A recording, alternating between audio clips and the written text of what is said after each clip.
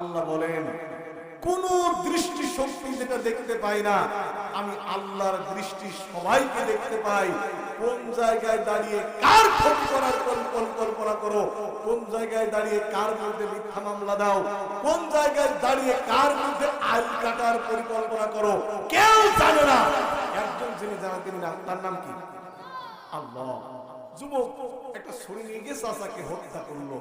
এইবার সকাল বেলায় মেয়েটা রান্না বাড়া শেষ করে তার আব্বুকে ডাকছে, আব্বু খেয়ে নাও, আব্বু খেয়ে নাও।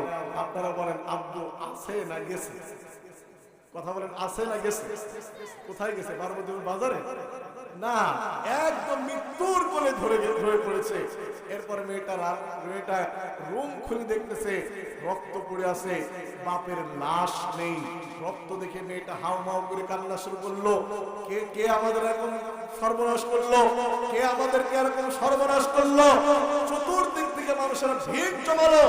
এইবার ওই যে যুবক, যেই যুবক তার চাচাকে হত্যা করেছে, ওই যুবক এসে মেয়েটার হাত ধরে বসে, বোন আমার চাচার রক্তের কসম, আমার চাচার রক্তের কসম, যে ব্যক্তি আমার চাচাকে হত্যা করেছে তার হত্যার বিচার না করা পর্যন্ত বাড়ি ফিরবো না।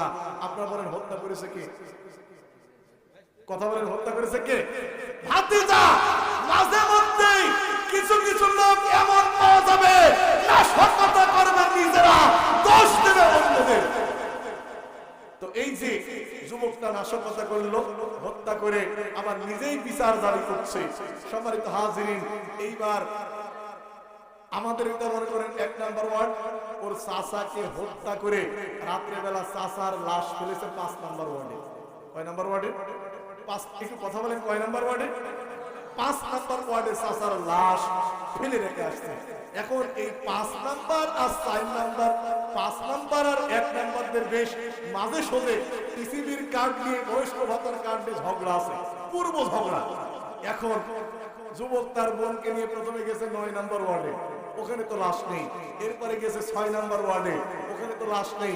এরপরে গেছে 4 নাম্বার ওয়ার্ডে, সেখানেও নেই। এরপরে 5 নাম্বার ওয়ার্ডে গিয়ে একটা দুবার সামনে তার বোনকে দাঁড় করে দিয়ে বলে, বোন একটু দাঁড়াও, আমি একটু ভিতর থেকে দেখে আসি। দুবার সামনে থেকে ওই লাশ, বস্তাবন্দি লাশ উদ্ধার করে বসে, বোন এ দেখ, এই গ্রামের লোক তোকে বিবাহ করার জন্য, এই গ্রামের লোক আমার চাচার সম্পদ আত্মসাৎ করার জন্য ওরা আমার চাচাকে হত্যা করেছে। সত্য কথা না মিথ্যা কথা? আরেকটু তোমার সত্য কথা না মিথ্যা কথা? এরকম মিথ্যা কথা বলা লোক সমাজে এখনো 2-4 জন আছে না নাই? আরেকটু জন বলেন আছে না নাই? আল্লাহ রাসূল সাল্লাল্লাহু আলাইহি ওয়াসাল্লাম বলেছেন, কেউ যদি সত্য কথা বলে, শুনুন হাদিস, কেউ যদি সত্য কথা বলে আল্লাহ তার জন্য আর জান্নাতের ভিতরে একটা ঘর বানিয়ে দিবে। এই সত্যবাদিতার কারণে আল্লাহ তার থেকে জান্নাত দিবে। সুবহানাল্লাহ বলেন। এই জন্য আমরা সত্য কথা বলার চেষ্টা করব। জোরে বলেন ইনশাআল্লাহ। মেয়েটি যখন বাবার লাশ দেখলো, মেয়েটা হাউমাউ করে কেঁদে দিল। মেয়েটা বাবার লাশ দেখার পরে হাউমাউ করে কেঁদে দিল। যুবকটা অভিনয় ভান করে কান্না শুরু করে দিল। এবার গ্রামবাসী ছুটে চলে এলো, তোমরা কান্না করতেছো কেন? কেন তোমরা এখানে কান্না করতেছো? এইবার যুবক বলল, তোমরা আমার চাচার সম্পদ আত্মসাৎ করার জন্য আমার চাচাতো বোনকে তোমরা হত্যা করেছো। আমার চাচার সম্পদ আত্মসাৎ করার জন্য আমার চাচাকে তোমরা হত্যা করেছো। আমার চাচাতো বোনকে বিবাহ করার জন্য তোমরা এই নাটক সাজিয়েছো। এই 5 নাম্বার ওয়ার্ডবাসী বলল, যুবক আল্লাহর কসম, আল্লাহর কসম, তোর চাচাকে আমরা চিনিও না, তাকে হত্যা করার তো কোনো প্রশ্নই আসে না। এবার ওই ছেলে বারবার বলছে, তোমরা আমার চাচাকে হত্যা করেছো, আমরা তোমাদের বিরুদ্ধে মামলা দিয়ে দেব। নাউজুবিল্লাহ বলে। ভাইরা আবার মানুষের বিপদে ফেলার কয়েকটা লাইন আছে। 1 নম্বরে যদি কারোর বিরুদ্ধে বিপদে ফেলতে চান, ওকে যদি মামলা দিয়ে দেওয়া যায়, ওই লোকটা এমনিতেই সাইজ হয়ে যায়। 2 নম্বরে বিপদে ফেলার লাইন হচ্ছে ডবল বিয়ে। কারো যদি কোনো কায়দা কৌশল করে ডবল বিয়ে দিয়ে দেওয়া যায়, লোকটা ঘরে বাইরে সব জায়গায় অশান্তিতে ভরে যায়। কথা বলে ঠিক কিনা?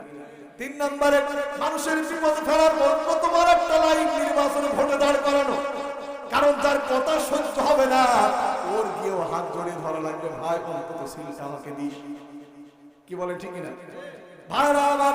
আমি যেটা বলতেছিলাম, যুবকটা বলছে আপনাদের বিরুদ্ধে মামলা দিয়ে দিব। 5 নম্বর ওয়ার্ড পাশে বলছে, তোর চাচাকে আমরা চিনি না, তোর বোনকে তো দেখার প্রশ্ন আসে না, তুই আমাদের বিরুদ্ধে মামলার ভয় দেখাস। মামলা টামলা বাদ দে, শোন আমাদের ভিতরে আছে আল্লাহর নবী মুসা, চল আমরা মুসার কাছে যাই, মুসার কাছে গিয়ে একটা বিচার দেই। মুসা আলাইহিস সালাম তাওরাত কিতাব থেকে বিচারটা করে দিবে, বিচারটা সুষ্ঠু হবে। যুবকটা চিন্তা করলো, আমি যে আমার চাচাকে হত্যা করেছি, মুসা তো বুঝতেই পারেনি, কাজেই বিচার আমার পক্ষে আসবে। মুসা আলাইহিস সালামের কাছে গ্রামবাসী এবং যুবকেরা গিয়ে প্রস্তাব দিল, وَإِذْ قَالَ مُوسَى لِقَوْمِهِ إِنَّ اللَّهَ يَأْمُرُكُمْ أَن تَذْبَحُوا بَقَرَةً قَالُوا أَتَتَّخِذُونَ هُزُوًا قَالَ أَعُوذُ بِاللَّهِ أَنْ أَكُونَ مِنَ الْجَاهِلِينَ। সবাই বলেন আল্লাহু আকবার। অনুবাদ আগেই শুনেছেন যে মুসা, আমাদের ভিতরে একটা মানুষ মারা গেছে, আপনি বিচার করে দেন। মুসা আলাইহিস সালাম বললেন, এটা গরু জবাই করো, গাভী জবাই করো। এবার তারা বলল, ক্বালু লানা রাব্বাকা ইউবাইয়িন লানা মা হিয়া ক্বালা ইন্নাহু ইয়াকুলু ইন্নাহা বাকারাতুন সাফরাউ ফাকিউল লাউনুহা তাসুরুন নাজিরিন। বলেন আল্লাহু আকবার। ওরা বলছে, মুসা তুমি তো গরু জবাই, এই পিছনে কথা বলছো কারা? তুমি তো গরু জবাই করতে বললে, ক্বালু দুলানা রাব্বাকা ইউবাইয়িন লানা মা হিয়া। হে মুসা, তুমি তোমার রবের কাছে শোনো গরুটা কেমন হবে। মুসা আলাইহিস সালাম কিন্তু এমনি একটা গাভী জবাই করতে বলেছে, কিন্তু ওরা বারবার বলছে, মুসা তুমি তোমার রবের কাছ থেকে শোনো গরুটা কেমন হবে। তাও বলছিল যে আমাদের রবের কাছ থেকে শোনো। কত বড় তেড়া এই জাতি। মুসা আলাইহিস সালাম বললেন, শোনো গরুটার বয়স বেশিও হবে না, কমও হবে না, মধ্যম বয়সী হতে হবে। সুবহানাল্লাহ বলেন। এবার তারা বলল, ক্বালু লানা রাব্বাকা ইউবাইয়িন লানা মা লাউনুহা ক্বালা ইন্নাহু ইয়াকুলু ইন্নাহা বাকারাতুন সাফরাউ ফাকিউল লাউনুহা তাসুরুন নাজিরিন। ও মুসা, তোমার রবের কাছ থেকে শোনো গরুর রং কেমন হবে। আচ্ছা, আল্লাহ কি করেছে নাকি সাদা রং বা কালো রং বেশি তোরা জবাই কর? পুরা নিজেরাই পেছিয়ে নিয়ে বলছে, মুসা তোমার রবের কাছ থেকে শুনে দেখো যে গরু তো আমরা একটা জবাব করবো, গাভী তো জবাব করবো, তার রংটা কেমন হবে। আল্লাহ রাব্বুল আলামিন মুসা কালিমুল্লাহকে বলল, মুসা তুমি তোমার জাতির লোকের কাছে বলে দাও গাভীটার রং হবে স্বর্ণের কালার। আল্লাহু আকবার। স্বর্ণ যেমন চকচক করে, স্বর্ণ যেমন চকচক করে, ওই গাভীটার রং হবে তেমন রং, অর্থাৎ স্বর্ণের কালার। ওরা বলল, ক্বালু দুলানা রাব্বাকা ইউবাইয়িন লানা মা হিয়া ইন্নাল বাকারা লা তাশাবাহা আলাইনা ওয়া ইন্না ইনশাআল্লাহু লামুহতাদুন। জোরে বলেন আল্লাহু আকবার। সবাই একটু আওয়াজ দিয়ে বলেন আল্লাহু আকবার। ওরা বলল, মুসা আপনি আপনার রবের কাছে জিজ্ঞাসা করুন, আপনি আপনার রবের কাছে জিজ্ঞাসা করুন গরুটা কেমন হবে, আমরা স্পষ্ট বুঝতে পারছি না। আপনি একটা ধারণা আমাদেরকে দিয়ে দিন, আপনি একটা ধারণা আমাদেরকে দিয়ে দিন, আমরা নিঃসন্দেহে হেদায়েত পাবো, ইনশাআল্লাহ আমরা হেদায়েত পাবো। আপনি একটু পরিষ্কার করে বলে দেন। ওরা কিন্তু একটা শব্দ বলেছে, ইনশাআল্লাহ। যারা বলেন কি বলেছে? আমরাও যখন পূর্বের কোন ওয়াদা দিব, আমরাও কি বলবো? আগামীকাল ডাকবাংলা বাজারে যাব, শেষে কি হবে? ভাই আমার টাকা দেওয়ার কথা ছিল, কবে দিবেন? আগামী মঙ্গলবারের দিন দেব ইনশাআল্লাহ। সম্মানিত ভাইরা আমার, আজ আমরা ইনশাআল্লাহ অনেকে বলি, কিন্তু জায়গা মতো বলতে পারি না। কথা বলেন ঠিক কিনা? একজন গরু কিনতে যাবে, স্ত্রী বলছে কোথায় যাচ্ছ গো? বলছে একটা গরু কিনতে যাচ্ছি বাজারে। বলে বাজারে গরু কিনতে যাবে, ইনশাআল্লাহ বলো। টাকা আছে পকেটে, গরু আছে হাটে, ইনশাআল্লাহ বলবো কে? কারণ টাকা থাকলে কিন্তু একটু গরম গরম ভাব লাগে। কি বলেন ঠিক কিনা? দেখেন 2-3 বছর আগে একটু ডাউন ছিল, অর্থাৎ গরিব মানুষ ছিল। আজ হয়তো দুই একটা ছেলে বিদেশে গিয়েছে, এই টাকার এই টাকা ছেলে হয়তো বিদেশে আছে, একটু বেশি বেশি টাকা পাঠাচ্ছে, এই টাকার গরমে আজ সে কিন্তু সোজা কথাও অনেক দোকানে বসে বেকাবাকি করে বলে। টাকার গরমে কিন্তু দেরি কথা জোর বেড়ে যায়। কথা বলে ঠিক কিনা? তো মহিলাকে ধমক দেবো, আমি ইনশাআল্লাহ বলবো কে? টাকা আছে পকেটে আর গরু আছে হাটে, যাব নেব আসবো। চলে গেছে মহিলা মানুষ, আর কিছু বলেনি। এখন হাট বাজারে কিন্তু বেলেটের কাজ নিয়ে কিছু কিছু লোক কিন্তু হেঁটে বেড়ায়। ওদের আমরা কি বলে চিনি? আরেকটু জোরে বলেন, কি বলে চিনি? পকেট মার। এখন পকেট মার কয়েকজন এসে ওকে আস্থা রকম ভাবে মূল্যায়ন করে আদর করে ওর পকেটটা কেটে নিয়েছে। ও সাথে বুঝতে পারেনি। বিকাল বেলা গরু একটা পছন্দ করে পকেটে হাত দিয়ে দেখে সর্বনাশ, পকেটে সিট আছে কিন্তু কি নেই? একটু জোরে বলেন, কি আছে? সিট আছে কিন্তু টাকা নেই। আস্তে আস্তে এশার আজানের সময় বাড়ির ভিতরে প্রবেশ করছে। স্ত্রী বলছে কে কে কে? আস্তে করে কথা বললাম, তো মনির আব্বু। মনির আব্বু তুমি একা আসতে গরু কই? বলে পকেট মার হয়েছে ইনশাআল্লাহ। পকেট মার হয়েছে ইনশাআল্লাহ। বলে পকেট মার কেমনি হলো? বলে বুঝতে পারিনি ইনশাআল্লাহ। আচ্ছা বলেন, এখন কি ইনশাআল্লাহ বলার কোনো দরকার আছে? ইনশাআল্লাহ বলতে হবে জায়গা মতো। যদি আমরা ইনশাআল্লাহ বলতে পারি, আকাশ জমিনে আমাদেরকে যিনি বরকত বাড়িয়ে দিবেন তিনি কে? একটু আল্লাহর নাম বললে কি আপনাদের গুনাহটনা হবে নাকি? একটু জোরে করে বলেন, আমরা যদি ইনশাআল্লাহর আমল শুরু করি, আমাদেরকে বরকত বাড়িয়ে দিবেন কে? এইবার ওরা বলছে মুসা, আপনি একটু গরুটার কথা একটু ভালো করে বলেন, আমরা খুঁজে বের করছি। এইবার মুসা আলাইহিস সালাম বললেন, ক্বালা ইন্নাহু ইয়াকুলু ইন্নাহা বাকারাতুন লা তাযুলুন তুসিলুল আরদা ওয়া লা তাসকিল গারসা মুসাল্লামান লা শাইআতা ফিহা ক্বালু بالحق فذبحوها وما كانوا يفعلون সবাই একটু আওয়াজ দিয়ে বলেন আল্লাহু আকবার। ওরা বলল মুসা, আপনি একটু পরিষ্কার করে বলুন ওই গাভীটার রং কেমন? কেমন ওই গাভীটা দেখতে? মুসা আলাইহিস সালাম বলল, শোনো, ওই গাভীটা এমন গাভী হবে, ওই গাভীতে না কেউ হাল চাষ করেছে, না কেউ তাকে দিয়ে কোনো পরিশ্রম করাইছে। অর্থাৎ ওই গাভীর পিঠে কোনো স্পট থাকলে চলবে না, কান কাটে পা ভাঙা থাকলে চলবে না, গাভীটা হতে হবে একদম নিখুঁত। আবার শুনুন, ওরা বলল মুসা, মানুষ মারা গেছে, আপনি একটু বিচার করে দেন। মুসা আলাইহিস সালাম বলে, একটা গরু জবাই করো, গাভী জবাই করো। ওরা বলল কেমন গাভী?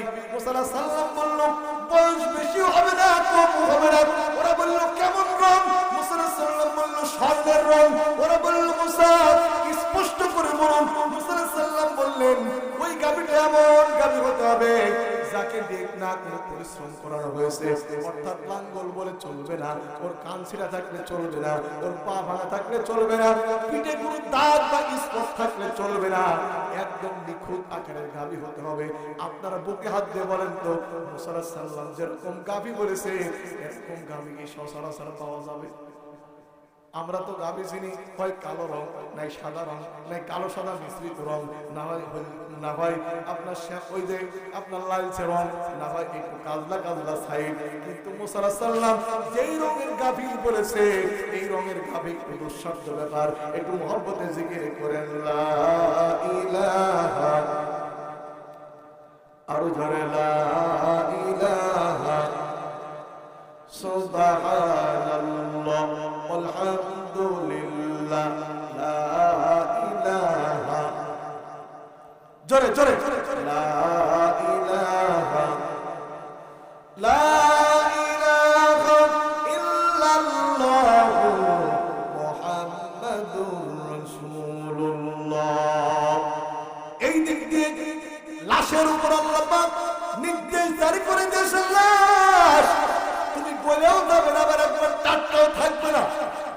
লাশের উপর আল্লাহ পাক হুকুম দিয়ে দিয়েছে একদম মিডিয়াম অবস্থায় থাকো, বেশি গলেও যেও না, কারণ গলে গেলে ওরা খোঁজার চেষ্টা করবে না।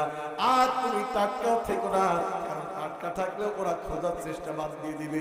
মুসা আলাইহিস সালাম বললেন তোরা গরু খুঁজে নিয়ে আয়, আমি তোদের বিচার করব। আল্লাহু আকবার বলেন।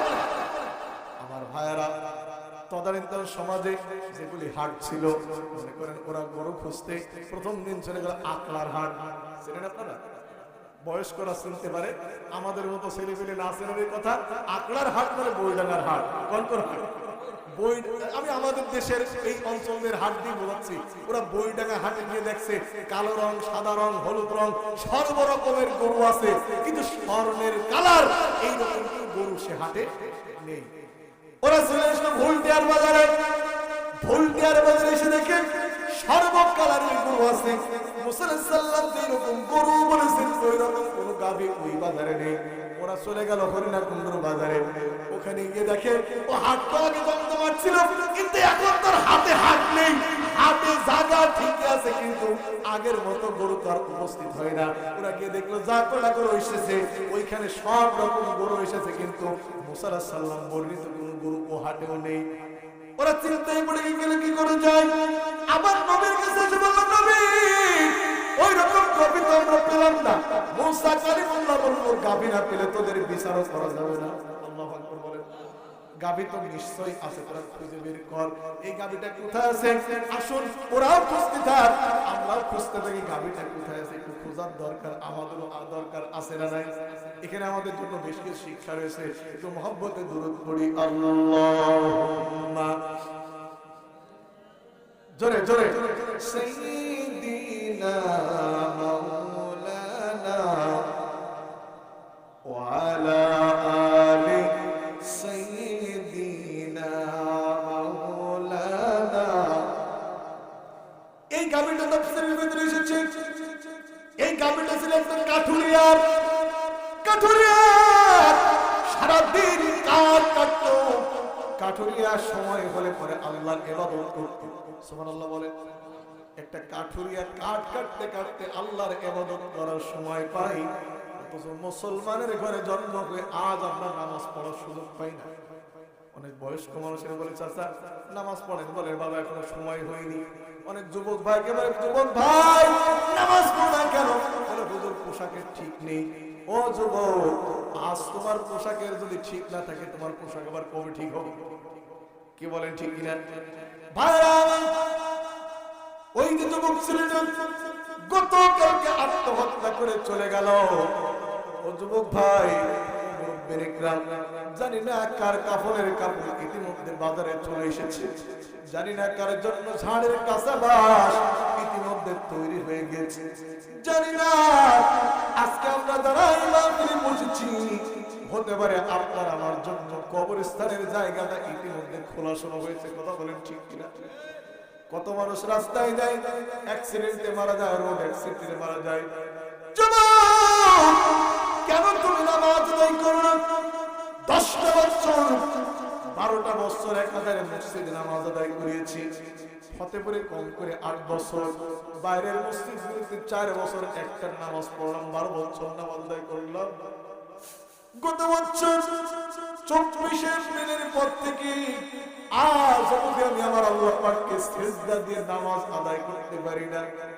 ও যুবক, তোমার তো চোখ ভালো, তোমার তো পা সুস্থ আছে, ও মুরব্বী চাচা তুমি এখনো কেন মসজিদমুখী হও না? আমার এতটা কষ্ট লাগে, আমার এতটা খারাপ লাগে।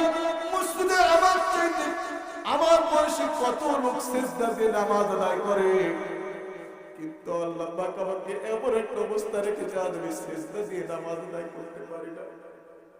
ও যুবক, তোমার সামনে অমৃত সুযোগ আছে। আজ এবং এখন থেকে যদি তওবা করি, কালকে ফজর থেকে যদি তুমি যদি সালাত আদায় করে তওবা করে নাও, তোমাকে যিনি maaf করে দিবেন তিনি কে? আরেকটু জোরে বলেন না তিনি কে? বলতেছিলাম কাঠুরিয়া সারাদিন কাঠ কাটে, সময় হলে পরে আল্লাহর ইবাদতে দাঁড়িয়ে যায়। কাঠুরিয়ার হঠাৎ একদম অসুস্থ হয়ে গেল, এতটা অসুস্থ। কাঠুরিয়া চিন্তা করলেন এই অসুস্থ থেকে আমি বড় হয় আর সেরে উঠবো না, আমি মনে হয় আর বাঁচবো না। কাঠুরিয়ার কাছে একটা গাভীর বাছুর ছিল, গোল্ডেন কালার, একদম কম বয়সে একটা গাভীর বাছুর। কাঠুরিয়া গাভীর বাছুরটা আস্তে করে জঙ্গলের ভিতরে ছেড়ে দিয়ে বলল, জঙ্গল তুই আমার এই বাছুরটা, আমার এই গাভীর বাছুরটা তুই আমানত রাখ, আমার বাচ্চার প্রয়োজনের সময় তুই আমার গাভীর বাছুরটা আমার বাচ্চার কাছে ফেরত দিস। সুবহানাল্লাহ বলেন। কাঠুরিয়া আমানত রাখলেন তার গাভীর বাছুর কার কাছে? জঙ্গলের কাছে। কথা বলেন কার কাছে? এখন প্রশ্ন হচ্ছে, হুজুর জঙ্গলও কি কথা শোনে? হ্যাঁ, জঙ্গল কথা শোনে। যদি মানুষটা আল্লাহর হয়ে যায়, আল্লাহর গোটা সৃষ্টি ওই মানুষের কদম মসজিদে পরিণত হয়ে যায়। সুবহানাল্লাহ বলেন। এই যে আমার পা ভেঙে গেল, প্রায় 4-5 লাখ টাকা ফুরিয়ে গেল, নিজের টাকা দেওয়া ছিল তা তো গেছেই, আমার নিজের পক্ষে যদি এইরকম চিকিৎসা করা লাগতো, নিজের তো অনেক টাকা ফুরিয়েছে, আর যত টাকা লেগেছে নিজে যদি সব টাকা দেওয়া লাগতো, আমার ভিটা বাড়ি পর্যন্ত বিক্রি করা লাগতো। কিন্তু মানুষেরা গিয়ে চোখের পানি ফেলেছে, অসংখ্য লোক সাহায্য করেছে, দোয়া করেছে, যার কারণে আজ আমি যত দ্রুত সুস্থ হয়েছি, এত দ্রুত এরকম অ্যাক্সিডেন্টের রোগী কেউ এত দ্রুত সুস্থ হয়নি। সব আল্লাহর দান। জোরে বলেন কার দান? বলতেছিলাম মাল্লাহুল মাওলা ফালাহুল কুল। বান্দা যখন আল্লাহর জন্য হয়ে যায়, আল্লাহর গোটা সৃষ্টি ওই বান্দার কদম খুশি করার জন্য প্রস্তুতি নেয়। সুবহানাল্লাহ বলেন। আরেকটা হাদিস শুনলে আপনারা পরিষ্কার বুঝতে পারবেন। এক লোকের কাছে টাকা নিয়ে ব্যবসা করার জন্য গিয়েছিল। হাদিসে এসেছে, বুখারী শরীফের হাদিস। আপনারা কি বিরক্ত হচ্ছেন? এক লোকের কাছ থেকে টাকা নিয়ে ব্যবসা করার জন্য দূরে গেছিল। ওই লোকটা টাকা দিতে চাচ্ছিল না, বলল, ভাই আমি যে তোমাকে টাকা দেবো, সাক্ষীকে? যিনি টাকা নিতে এসেছে তিনি বললেন, সাক্ষী আল্লাহ। বলল, জিম্মাদার কে? বলল, জিম্মাদার আল্লাহ। আপনি আমাকে 1000 স্বর্ণ মুদ্রা দেন। 1000 স্বর্ণ মুদ্রা আরেকজনের কাছ থেকে কব্জ করে নিয়ে মনে করেন ব্যবসা করতে চলে গিয়েছে আপনার মাদারীপুর। কোন জায়গায়? কথা বলেন মাদারীপুর। এখনকার মতন সড়ক ব্যবস্থা তো তখন ছিল না, তখন ছিল নৌকা, নদীপথে ও টাকা দেওয়ার কথা মনে করেন আজকে কয় তারিখ? 2 তারিখ। ও টাকা নিয়েছিল মনে করেন এপ্রিল মাসের 2 তারিখে, আজকে মে মাসের 2 তারিখ, আজকে টাকা দেওয়ার দিন। মাদারীপুরে যে লোকটা ব্যবসা করার জন্য গেছে, ওই লোকটা মাদারীপুরের ঘাটে এসে দেখতেছে ফতেপুরের উদ্দেশ্যে যে নৌকাটা এসে টাকা পাঠাবে, ওই নৌকাটা আগেই চলে আসছে। চিন্তা করলো, আমি টাকা তো নিয়েছিলাম আল্লাহর উপরে ভরসা করে, জিম্মাদার রাখছিলাম আল্লাহর উপরে, আল্লাহ আজকেই তো টাকা দেওয়ার দিন, নৌকা চলে গেছে।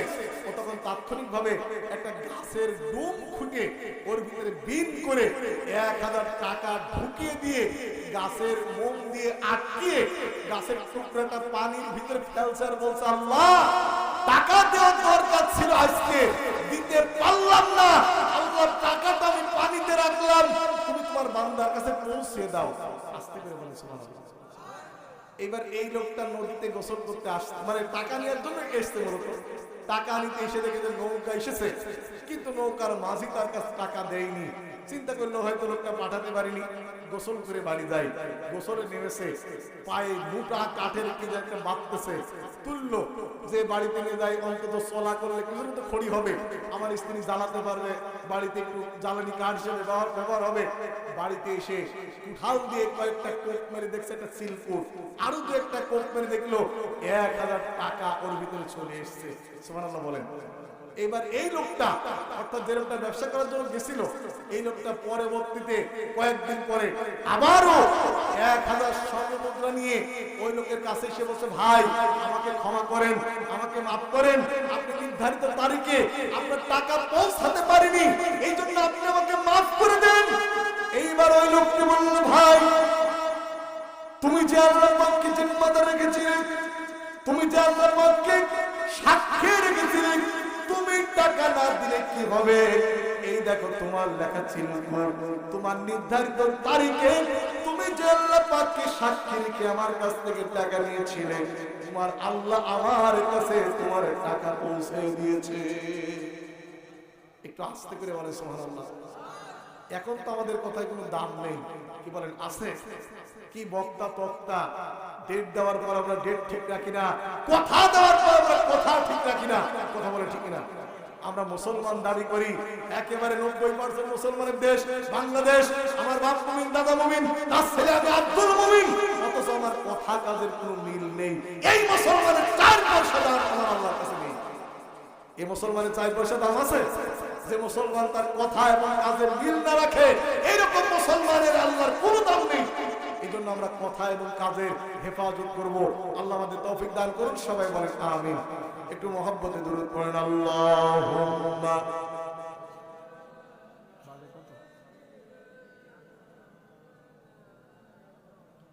ওয়া আলা আলি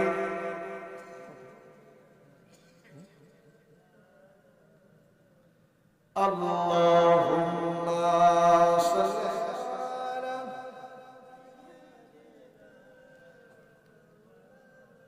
ওয়া আলা আলি সাইয়্যিদিনা মাওলানা। বলছিলাম কাঠুরিয়া তার গাভীর বাছুর অসুস্থ শরীর নিয়ে কোথায় যেন ছেড়ে দিয়ে আসলো, জঙ্গলের ভিতরে। কিছুদিন পর কাঠুরিয়া মারা গেল, ছোট্ট একটা ছেলে রেখে। ছেলেটা আস্তে আস্তে বড় হতে লাগলো। ছেলেটা বড় হওয়ার পর ছেলেটাও বাপের ওই কাজই করে। ছেলেটা যে কাজ করে, কাজের টাকা দিয়ে ছেলেটা 3টা ভাগ করে। জোরে বলেন কয়টা ভাগ? ও দুনিয়ার যত সন্তানেরা আমার সামনে বসে আজকে ফতেপুর এবং সোড়ার অসংখ্য ছেলে সন্তানরা মাহফিল শুনছো, আপনি ভালো করে শোনো। কাঠুরিয়ার ছেলে মূর্খ হতে পারে, তারপর সে ইনকাম করে 3টা ভাগ করে। 1 ভাগ পিতার নামে দান করে দেয়। সুবহানাল্লাহ। তোমাদের পিতারা কত রকম সম্পদ তোমাদের জন্য রেখে গেছে, তাদের জন্য একটু দোয়া, তোমাদের কাছে একটু মাঝে মধ্যে দানটাও করা তোমাদের জোটে না। কত বড় নেমখারাম তোমরা, কত বড় নেমখারাম আমরা আমাদের পিতার জন্য দানটাও করতে পারি না। কাঠুরিয়ার ছেলে তার পিতার জন্য দান করছে। সুবহানাল্লাহ বলে। 2 নম্বরে আরেকটা ভাগ দিয়ে তিনি খাবার কেনে। 3টা ভাগ করে, 1 ভাগ দান করে, আর 1 ভাগ খাবার কেনে, আর 1 ভাগ মায়ের কাছে জমা দেয়। সুবহানাল্লাহ বলে। হঠাৎ কাঠুরিয়ার স্ত্রী একদিন বলল, বাবা তুই তো বড় হয়েছিস, তোর তো বিবাহ দেওয়া দরকার। কাঠুরিয়ার সন্তান বলছে, মা আমি যে উপার্জন করি এতে আমাদের সংসারিত ভালো করে চলে না, আমি আবার বিবাহের স্বপ্ন দেখি কি করে? আগের করে জামানায় বিবাহ করতে গেলে মোহর দেওয়া লাগতো, এখন তো মেয়েরা উল্টাই ছেলেদের মোহর দেয়। কি বলে ঠিক কিনা? এখন ওদের সোনা দানা কিছুর প্রয়োজন হচ্ছে না, পুরো গাছের পাতা ছিঁড়েই কানের সব ঝুলিয়ে চলে আসতে হচ্ছে। যে জিনিস সস্তায় পাওয়া যায় তার কোনো দাম থাকে না। যখন যে জিনিস সস্তায় পাওয়া যায় তার কোনো দাম থাকে না। আজকাল মেয়েরা তাদের ইজ্জত আব্রু তারা নিজেরাই তাদের সম্মান নষ্ট করেছে, যার কারণে তারা সমাজের প্রতি পদে পদে তারা অবহেলিত হচ্ছে। কথা বলে ঠিক কিনা? সম্মানিত হাজিরিন, কাঠুরিয়ার সন্তান এসে বলছে, মা বিবাহ করবো কি দিয়ে? আমাদের সংসার তো চলে না। কাঠুরের স্ত্রী ছিল আল্লাহওয়ালা। কাঠুরের স্ত্রী বলল, শোন বাবা, ওই জঙ্গলের ভিতরে আমাদের একটা গাভীর বাছুর আছে, তুই গিয়ে বল জঙ্গলের মাঝখানে যাবি, গিয়ে বল জঙ্গলে আমার বাছুর ফেরত দাও। জঙ্গল দেখবি তোর বাছুর, তোর গভীর বাছুর তোর কাছে ফেরত দেবে। যুবকটা কথা মতো কুড়াল হাতে নিয়ে আজ আর কাঠ কাটিনি, আজকে জঙ্গলের মাঝখানে গিয়ে বলছে, জঙ্গল আমার আব্বু তোমার কাছে যে আমানত রাখছিল আমানতটা ফেরত দাও। সুবহানাল্লাহ বলেন। আমানত একটা গুরুত্বপূর্ণ জিনিস। জঙ্গল আমানত ফেরত দেয়, কিন্তু আল্লাহর সৃষ্টি আশরাফুল মাখলুকাত এদের হাতে আমানত আসলে লুটে পুটে খেয়ে ফেলে। কত আশরাফুল মাখলুকাতের হাতে তো পিসিবির কার্ড, ভিজিএফ এর কার্ড, কত রকম কার্ড আছে। ও গরিব মানুষের না যে নিজেই অন্তত গরিব কয়েকটা সেজে নেয়। কি বলেন ঠিক কিনা? তাহলে জঙ্গল, আমার কথা কি বুঝুন, জঙ্গলের কাছে কি বলছে, জঙ্গল আমার আমানত ফেরত দাও। বলতে না বলতেই দেখা গেল একটা সিলভার কালারের গরু, একেবারে গায়ে কোনো স্পট নাই, বয়স বেশিও নাই কমও নাই, স্বর্ণ কালারের একটা গরু যুবকের সামনে হাজির হয়ে গেছে।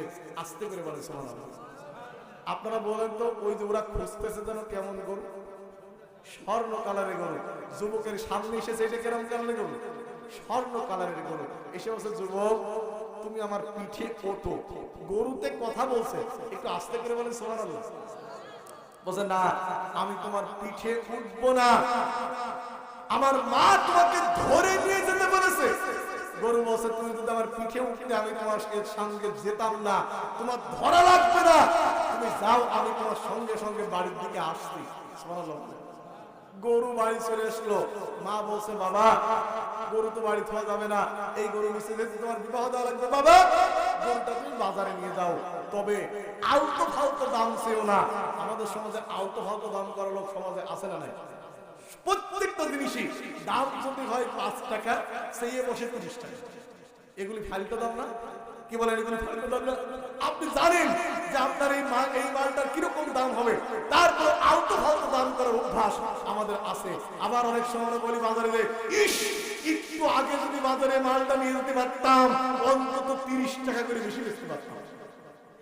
আরে ভাই, তোর তাকদিরে থাকলে তুই একটু আগেই জানিস, তুই বুঝে নে যে আমার তাকদিরে নেই, যার কারণে পেলাম না। কথা বলে ঠিক কিনা? পান গুছা হয় না বলে, পান দ্রুত গুছা হয় না বলে অনেকে স্ত্রীর সঙ্গে ছেলে মেয়ের সঙ্গে ঝগড়া বাঁধায়, তোদের কারণে আজকে পানটা ভালো দামে বিক্রি করতে পারলাম না। আরে ভাই, তোর তো তাকদিরে নেই, যদি তোর তাকদিরে থাকতো ওই 30 টাকা তুইও পেয়ে যাতিস। ভাইরা আমার, মহিলা বলছে, বাবা আলতো ফালতু দাম করো না। আমি এখন করে সময় বলতেছি না, মনে করুন উদাহরণ দিয়ে বলছি। মহিলাটি বলে দিল, বাবা তুমি গরুটার দাম চাবে বাজারে গিয়ে 10 টাকা। কয় টাকা? একটু জিকিরে করি, সুবহানাল্লাহ আলহামদুলিল্লাহ লা ইলাহা, সবাই জোরে, সুবহানাল্লাহ আলহামদুলিল্লাহ লা ইলাহা লা ইলাহা ইল্লাল্লাহ মুহাম্মাদুর রাসূলুল্লাহ। বাবা তুমি গরুটার দাম চাইবে 10 টাকা, 10 টাকা দাম চাইবে, তবে শর্ত একটা, দেশের পরিবেশ পরিস্থিতি বেশি কিন্তু এখন একটা ভালো, কারণ 100 টাকার তেল হয়েছে 115 টাকা, 116 টাকা, 118 টাকার তেল হয়েছে 140 টাকা। দেশের পরিবেশ পরিস্থিতি ভালো না, জায়গায় জায়গায় চিন্তায় মিলে গেছে, জায়গায় জায়গায় অস্থিতিশীল পরিবেশ তৈরি করতে। বাবা তুমি গরুটা বাজারে নিয়ে যাও, তুমি যে ব্যক্তি গরু কিনবে তাকে তুমি বলবে গরু তোমার হাতে দিব তখন, আমার বাসায় গিয়ে দাম পরিশোধ করবে যখন, কারণ রাস্তার ভিতর টাকা নিয়ে এই টাকা ছিনতাইকারীর হাতে দিতে আমি রাজি না। আল্লাহু আকবার বলেন, আরেকটু জোরে বলেন আল্লাহু আকবার। গরুটা বাজারে নিয়ে চলে গেছে, তো চতুর্দিক থেকে লোকজন এসে বলছে, এত সুন্দর গরু, এই গরুটা কার? এই গরুটা কার? কার গরু? কে নিয়ে এলো?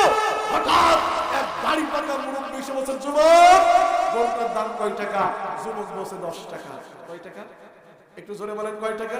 বলে, যুবক তোকে 20 টাকা দিয়ে দেব, গরুটা আমার হাতে দিয়ে দেবা, আমি নিয়ে বাড়ি চলে যাই। যুবক বলছে, বাবা গরু যদি তুমি নিতে চাও সোজা আমার বাড়ি যে টাকা পরিশোধ করে আসো, 20 টাকা না তুমি 10 টাকা দিলেই চলবে। মুরব্বি বলছে, না বাবা তোমার বাড়িতে আমি যেতে পারবো না। বলে, বাড়ি যদি না যেতে পারেন আমি গরু আপনার দিতে পারবো না। আল্লাহু আকবার বলেন। কারণ নিষেধ করে দিয়েছে কে? মা। আমাদের সবচাইতে কল্যাণকামী কে? মা। ওগো মা তুমি, বলেন ওগো মা তুমি এই ধরনের শ্রেষ্ঠ নিয়ামত, তোমারই পদতলে রয়েছে জান্নাত। মায়ের পায়ের তলে জান্নাত। আমরা পুরুষ, আমাদের পায়ের তলে জুতা। একজন মা, নেককার মা, তার পায়ের তলে আল্লাহর জান্নাত। সুবহানাল্লাহ বলেন। এই পৃথিবী তত গহন পাখিহীন, এই পৃথিবী তত মায়া মহীন, যদি না পেত মায়ের মায়ারি হাত, যদি না পেত মায়ের মায়ারি হাত, ওগো মা তুমি এই ধরনের শ্রেষ্ঠ নিয়ামত, তোমার পদতলে রয়েছে জান্নাত। সুবহানাল্লাহ বলেন। আল্লাহ রাব্বুল আলামিন কোরআন কারীমের ভিতরে তার ইবাদত করার পর আল্লাহ পাক পিতা মাতার কথা এনে দিয়েছেন। আল্লাহ পাক বলেন ওয়া ক্বাদা রাব্বুকা আল্লা তা'বুদু ইল্লা ইয়াহু ওয়া বিল ওয়ালিদাইনি ইহসানা। তোমার রবের পক্ষ থেকে চূড়ান্ত ফয়সালা এসে গেছে। আল্লাহর ইবাদত করার পর তোমরা তোমার পিতামাতার আনুগত্য করো। রাসূল বলেছেন হুমা জান্নাতুকা ওয়া নারু, পিতামাতা তোমাদের জন্য বেহেশত, পিতামাতা তোমাদের জন্য দোজখ। যদি কোনো সন্তান পিতামাতার খেদমত করে একটা রাত কাটায় দেয়, ওই সন্তানের জন্য আল্লাহর জান্নাতের দুইটা দরজা খোলা হয়ে যায়। একটু আস্তে বলেন সুবহানাল্লাহ। যদি কোনো সন্তান পিতামাতার সঙ্গে ঝগড়া করে একটা রাত কাটায়, ওই সন্তানের জন্য জাহান্নামের দুইটা দরজা খোলা হয়ে যায়। নাউজুবিল্লাহ বলেন। পিতামাতা জীবিত অবস্থায় খেতে দিতে হবে, পিতামাতার কাছ থেকে দোয়া নিতে হবে। পিতামাতা জীবিত অবস্থায় না খেতে দিয়ে পিতামাতা মারা যাওয়ার পর 10 গরু মেরে খানা করলো কোনো লাভ নেই। কথা কি বুঝতে পেরেছেন? তাহলে যুবকটা বলল চাচা গরু যদি নিতে হয় আমার বাড়িতে যাওয়া লাগবে। বলে না বাবা তোমার বাড়িতে যেতে পারবো না, বলে গরু দিতে পারবো না। যুবকটি গরু ফিরে বাড়ি নিয়ে আসলো। মা বলছে বাবা গরুর কি দাম হলো না? বলে বাবা গরুর দাম তো হয়েছে, 10 টাকা 20 টাকা দাম হয়েছে। বলে তাহলে দাওনি কেন? তুমি আমাদের বাড়িতে আসতে চাইনি জন্য দেইনি। বলে বাবা আরেক হাটে নিয়ে যাও, তুমি আরেক হাটে নিয়ে গিয়ে আবার দাম করাও। এবার যুবক পরের দিন আরেকটা হাটে নিয়ে গেছে। ওই মুরব্বি আজ এসেছে বাবা গরুর দাম কত?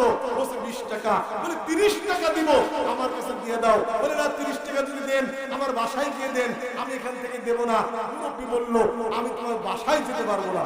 আল্লাহু আকবার বলেন, একটু জোরে করে বলেন আল্লাহু আকবার। এবার দ্বিতীয় দিনও গরু অনেকেই দেখেছে কিন্তু গরু কেউ কেনার সাহস করেনি, কেউ গরু নিল না। এইবার মায়ের কাছে গিয়ে বলছে মা আজ সেই মুরব্বি চাচা এই বাজারেও এসেছিল, আজকে গরুর দাম করেছে কয় টাকা? 30 টাকা, কিন্তু আমি দেইনি মা। বলে কেন?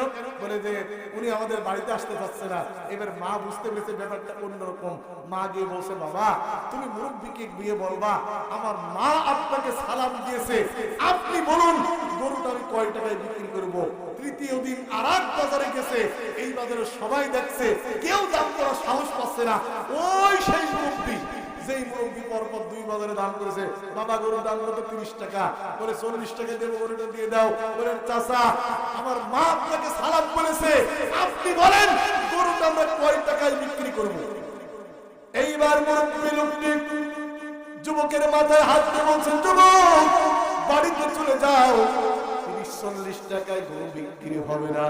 এই গরুটা বিক্রি হবে 1 পাল্লায় স্বর্ণ, আর 1 পাল্লায় গরুর মাংস বিক্রি হবে। বলেন আল্লাহু আকবার। বলে চাচা এত টাকা দিয়ে মানুষ গরু কিনবে এই জামানায়? এরকম কি মানুষের মাথা খারাপ হয়ে গেছে? মুরব্বি বলছে যে তুমি গরু বাড়ি নিয়ে চলে যাও, ক্রেতা তোমার বাড়ি চলে যাবে। আল্লাহু আকবার বলে। এইবার ওই যে যারা গরু খুঁজতেছে ওদের কাছে খবর গিয়েছে এরকম একটা গরু পাওয়া গেছে অমুক গ্রামে। সবাই চলে আসছে, একেবারে নেতা পাতি নেতা সাথী নেতা আরো যত নেতা নেতা আছে সব চলে এসে বলছে যুবক গরুর দাম কত? যুবক বলছে আপনারাই বলেন। বলে গরুর দাম কত তুমি বলো। এখন এর ভিতর থেকে এক মুরব্বি দাড়ি চুল কাছে আর বলছে বাজার নিলে তো একটু বেশি করে বলছে আর কি, বাজার নিলে তো শেষ বাজারে নিলে তো 10,000 টাকার বেশি হবে না, আমরা তোমার এই গরুর দাম 20,000 টাকা দেবো। আল্লাহু আকবার বলেন। তখন কিন্তু গরু বিক্রি হচ্ছে 10-20 টাকায়, কিন্তু ওরা বলছে 20,000 টাকা দেবো। কারণ ওরা আশ্চর্য এত নিখুঁত গরু আমরা খুঁজে পালাম না, পাইলো কোনে? যুবক 20,000 টাকা দেবো। যুবক বলছে এটা গরু পাবা না। সুবহানাল্লাহ বলেন। বলে তোমার গরুর ভিতরে ঢুকেছে কি? এখন ওরা দাম বাড়াচ্ছে, যুবকটি চুপ করে দাঁড়িয়ে আছে, কারণ যুবকের মানা করে দিয়েছে কে? মুরব্বি, আল্লাহর ফেরেশতা। যুবক গরু বিক্রি করবি না ততক্ষণ, 1 পাল্লায় স্বর্ণ আর 1 পাল্লায় গরু নেবে না যতক্ষণ। কেন? এই জাতি আল্লাহর নবী মুসাকে ঠেট করেছে, মুসাকে ঠাট্টার বস্তু বানিয়েছে, মুসা আলাইহিস সালামকে ঠাট্টার বস্তু বানিয়েছে, যার কারণে গরুর দাম আল্লাহ বাড়াই দিয়েছে। আল্লাহু আকবার বলেন। যেই সমাজে আলেম ওলামার মূল্যায়ন থাকে না, যেই সমাজের মানুষের কাছে তার ধর্মীয় মূল্যবোধ থাকে না, এই সমাজের জিনিসপত্রের দাম অটোমেটিক আল্লাহ বাড়িয়ে দেয়। কারণ মানুষ যখন মানুষের পরিবর্তে মানুষকে মূল্যায়ন করে তখন আল্লাহ তার সৃষ্টির দাম বাড়িয়ে দেয়। জোরে বলেন আল্লাহু আকবার। এবার যুবকটি বলছে, এবার এক মুরব্বী বলছে, আচ্ছা আমরা বলছি, তুই বলছো দেব না, আচ্ছা তুমি বলো তুমি কত নিবা? তখন বলছে যে এক পাল্লায় স্বর্ণ আর এক পাল্লায় গাভী যদি নেন তাহলে আমি দিতে পারবো। ওদের ভিতরে হয়ে গেল দুই দল। জোরে বলেন কয় দল? একদম বলছে এত টাকা দিয়ে গরু কিনবো, পাগল হয়ে গেছি, ওর দাম বাড়াইছি বলে খুব একেবারে খুব বেশি হয়ে যাচ্ছে। আর এক দল বলছে শোন, বাড়ি তো যাবি, কারণ মামলা চিন্তাটা করছিস নে, বাড়ি তো চলে যাচ্ছি, কারণ মামলা হলে তো আমরা সবাই বিপদে পড়ে যাবো, এই গরুই নেওয়া লাগবে। তখন ওরা শেষমেশ ওরা সেই স্বর্ণ কারো কানের থেকে কারো গলার থেকে চেন হাবি খুলে খুলে এক পাল্লায় গরুর বাছুর আর এক পাল্লায় স্বর্ণ দিয়ে গরুটা নিয়ে নিচ্ছে। একটুখানি ঝুল গাভীর দিকে ভারী আছে, বসে যুবক আর পাল্লার না দিয়ে দে বাবা। যুবক বসে পারবো না, পাল্লি 100 তো বেশি পরিমাণ দাও, 100টা কম থাকতেও গরুর বাছুর দেবো না। আল্লাহু আকবার বলে। গরুর বাছুর শেষমেশ পুরা স্বর্ণ দিয়ে বিশাল মূল্য দিয়ে এই গরুর বাছুরটা কিনে নিয়ে চলে আসলো। এরপরে গরুর বাছুরটা নিয়ে কি করলো তাও জানার দরকার আছে না নাই? 2-3 মিনিটে আমাদের ওয়াজ শেষের দিকে চলে যাবে। একটু মহব্বতে দুরূদ পড়ি। আল্লাহুম্মা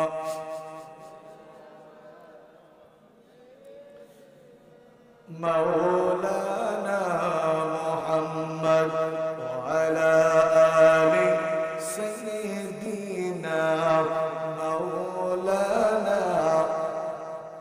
আমাদের কি শুধু ওয়াজ শুনলেই চলবে না নামাজ আদায় করার দরকার আছে? একটু আস্তে করে কথা বলে, নামাজ আদায় করার দরকার আছে না নাই? আচ্ছা বলেন তো কয় ওয়াক্ত, নাকি শুধু জুম্মার দিন? আমাদের 5 ওয়াক্ত নামাজ আদায় করতে হবে। একজন কাফের আর একজন মুসলমানের ভিতরে পার্থক্য হচ্ছে নামাজ। একজন কাফের আর মুসলমানের ভিতরে পার্থক্য কি?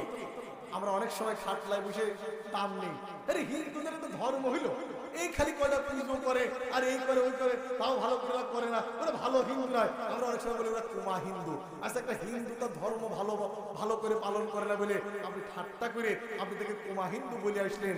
আপনি মুসলমান, আপনার বাপ মুসলমান, আপনি 5 ওয়াক্ত নামাজ পড়েন, তাহলে আপনি কি করে ভালো মুসলমান হন? আমার কথা কি বুঝতে পেরেছেন? ওকে ওর ধর্ম ভালো করে পালন করে না বলে আপনি তাচ্ছিল্য করলেন, আপনি ভালো মুসলমান হচ্ছেন কোন কায়দায়? আল্লাহ রাসূল সাল্লাল্লাহু আলাইহি ওয়াসাল্লাম বলেছেন, আমার সাহাবীরা কারো বাড়ির সামনে যদি একটা নাহার থাকে, একটা পুকুর থাকে, একটা খাল থাকে প্রবাহিত, এতে যদি ওই বাড়িওয়ালা দৈনিক 5 বার গোসল করে তার গায়ে কি কোনো ময়লা থাকে? সাহাবীরা বলেন না হুজুর, তার গায়ে ময়লা থাকে না। আল্লাহ রাসূল বলেন 5 ওয়াক্ত নামাজ যদি আদায় করে আল্লাহ পাক তাকে গুনাহ থেকে পবিত্র করে দেয়। সুবহানাল্লাহ বলেন। আল্লাহর বান্দা মুমিন, আল্লাহর বান্দা কাফের, দুজনের ভিতরে পার্থক্য হচ্ছে যে ব্যক্তি 5 ওয়াক্ত নামাজ পড়ে সে আল্লাহর গোলাম, যে নামাজ পড়ে না সে কাফের, সে কাফের, সে কাফের বলেছেন বিশ্বনবী মুহাম্মদ রাসূলুল্লাহ সাল্লাল্লাহু আলাইহি সাল্লাম। আমরা 5 ওয়াক্ত নামাজ আদায় করব, সবাই করব তো ইনশাআল্লাহ। এই মাহফিল আপনাদেরকে এই কথাই বলছেন, যিনি চলে গেল তিনি তো তার আমল নিয়ে চলে গেছে। আপনি আমি যাওয়ার জন্য প্রস্তুত আছি তো? কি বলেন, যাওয়ার জন্য প্রস্তুত আছি তো? কেমন করে ঘুমাও তুমি ও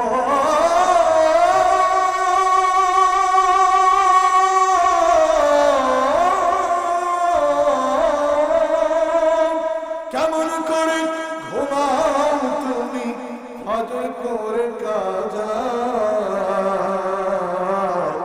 এমনও তো হতে পারে তোমার জোহরে জানাজা। কথা বলে ঠিক কিনা? এই জন্য নামাজ আদায় করুন, নামাজ আদায় করুন। আপনার হিসাব আপনার দেওয়া লাগবে, মিলাদ দিয়ে পার পাওয়া যাবে না। আমার কথা কি বুঝতে পারছেন পরিষ্কার? আপনার হিসাব আপনাকে দেওয়া লাগবে, মিলাদ দিয়ে পার পাওয়া যাবে না। আপনার কবরে গিয়ে আমি প্রশ্ন উত্তর দিতে যাব না, আপনার হিসাব আপনাকেই দিতে হবে। এই জন্য নিজে তৈরি করুন। যাই হোক, গরুটা নিয়ে আসলো, নিয়ে আসার পর কি করলো? মুসা আলাইহিস সালাম বলল একটা ছুরি নিয়ে আসো। ছুরি নিয়ে আসা হলো। মুসা আলাইহিস সালাম বিসমিল্লাহি আল্লাহু আকবার বলে জবাহ করলেন। জবাহ করার দোয়া কি? এক কথা বলেন, জবাহ করার দোয়া কি? বিসমিল্লাহি, একটু জোরে বলেন বিসমিল্লাহি আল্লাহু